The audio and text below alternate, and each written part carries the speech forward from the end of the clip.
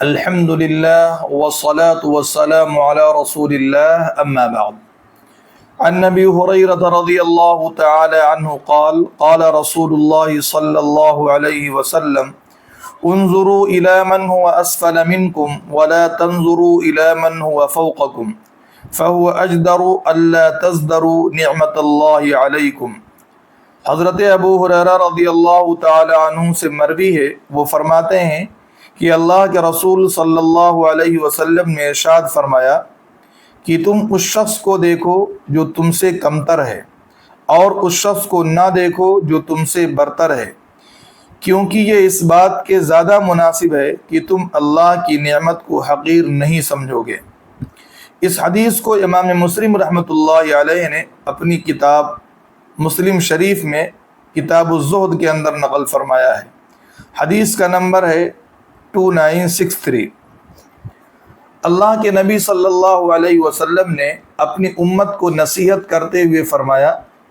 کہ تم دنیاوی امور میں ہمیشہ اپنے سے کمتر اور غریب کو دیکھو،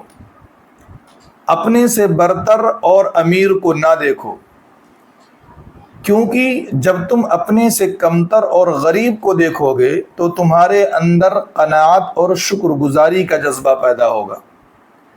اور اگر اپنے سے برتر اور امیر کو دیکھو گے تو تمہارے اندر شکوے اور ناشکری کا جذبہ پیدا ہوگا۔ مثال کے طور پر اگر آپ مہینے میں 30,000 روپے کماتے ہیں تو اگر آپ 20 اور 25,000 والے پہ نظر رکھیں گے تو آپ اللہ کا شکر ادا کریں گے، اور آپ کہیں گے میری کمائی تو دوسروں کے مقابلے میں زیادہ ہے اور اللہ نے مجھے تو دوسروں سے اچھا رکھا ہے۔ لیکن اگر آپ اپنے سے برتر یعنی 40 اور 50,000 والے پہ نظر رکھیں گے تو آپ اللہ کی ناشکری کریں گے، اور آپ کہیں گے کہ دوسروں کی آمدنی تو مجھ سے زیادہ ہے اور اللہ نے مجھے بری حالت میں رکھا ہے۔ تو اگر ہم مال و دولت کے سلسلے میں اور دنیاوی امور میں اپنے سے کمتر کو دیکھیں گے تو اللہ کے شکر گزار بنیں گے، اور اگر اپنے سے برتر کو دیکھیں گے تو اللہ کا ناشکرہ بنیں گے۔ دنیاوی امور میں اور مال و دولت کے سلسلے میں جہاں ہم کو حکم یہ ہے کہ ہم اپنے سے کمتر اور غریب کو دیکھیں،